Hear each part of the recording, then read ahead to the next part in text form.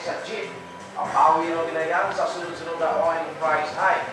Pero ngayon pala ang pinagdadaanan nila ang pag-alma ng mga commuter group sa nakapangdagdag pasahe. Darito ang report ni Cedric Castillo.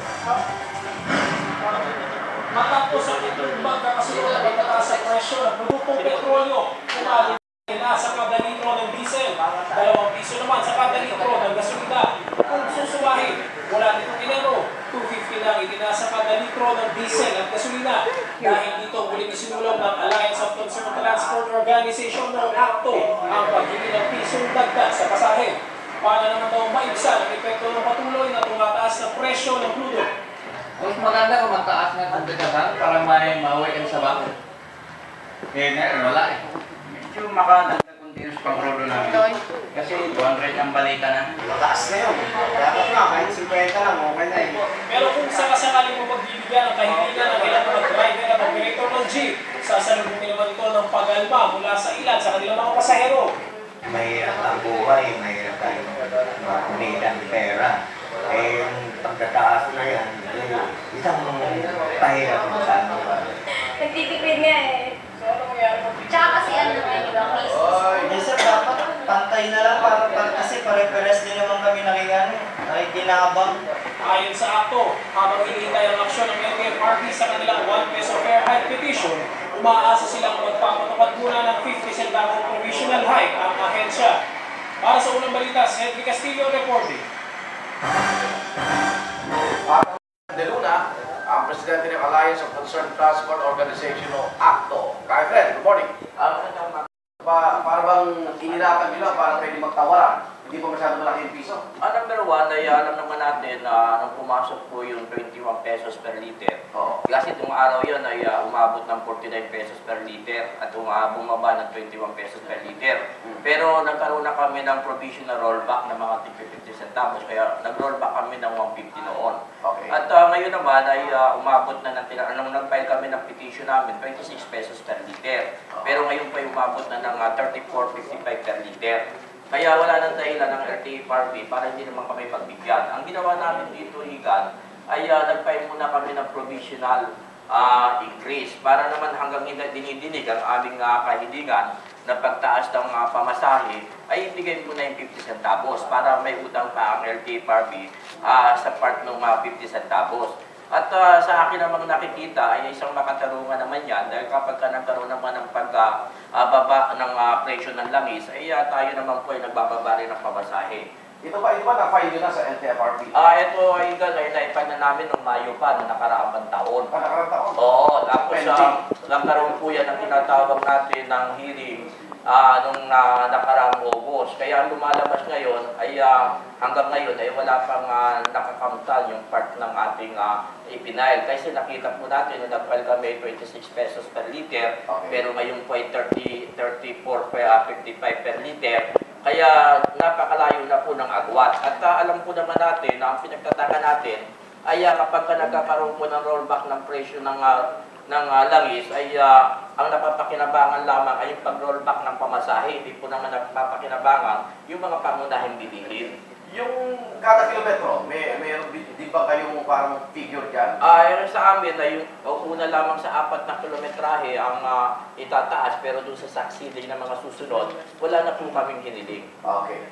Yung sa hakbang na ito ng ACTO, sakaling di mabigyan ng inyong hiling, andyan ba tayo sa mga tigil pasada na naman na KFN? Number 1, pinag-aaralan po natin yan, dinadaan natin sa mga tamang proseso. At napapaliwanag naman natin step by step dahil sa napakarami naman ng expenses na mga kinukuha naman sa amin. At alam naman natin na dito lamang sa ibat na kada karga namin ay hanggang lumalaki yung halaga ng presyo ng crudo, lumalaki lalo yung pagliit ng kita ng ating mga driver. At bukod na ron, may mga tinatawag pa tayong mga iba't ibang mga bayari katulad nanggagaling po sa LTO at LTFRB na talagang ginagastusan po yan. Kaya isang pamamaraan lamang po na yung kahilingan naman namin ay pansamantala lamang naman yan kapag nagkaroon naman po talaga ng rollback at nagawa na rin ang hanay ng transport sector para sa benefit ng taong bayan ay ginagawa naman po natin. Ang kapahabol lamang po ng ako dito, win-win solution. Okay. Kapag halimbawa po, dapat po bang standard din ang LTFRB na halimbawa po ay nagtaas ng 5 piso ay kung sakaling magkaroon ng rollback ng 5 piso ay mapakaga ng 50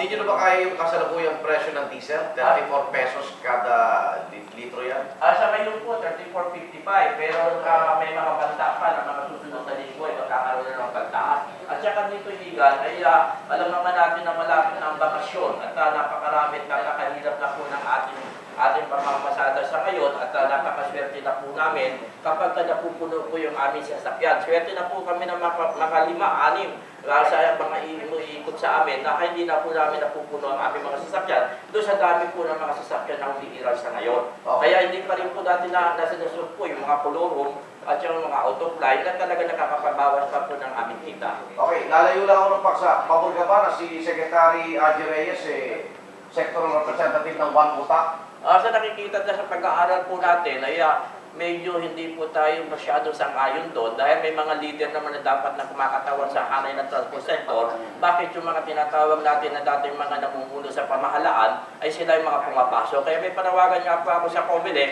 na ilabas po natin lahat ng mga nominee at malaman kaagad kung talagang karapat-dapat na yung mga nominee na yan na talagang hindi lamang ginagamit yung sektor ng party list. Okay, kahit maraming salamat po. Maraming salamat po kay God. Efren De Luna po, Presidente ng Alliance of Concerned Transport Organization o ACTO. Sa puntong ito, makakausap naman natin si LTFRB Chairman Alberto Swansing. Asik Swansing, good morning po.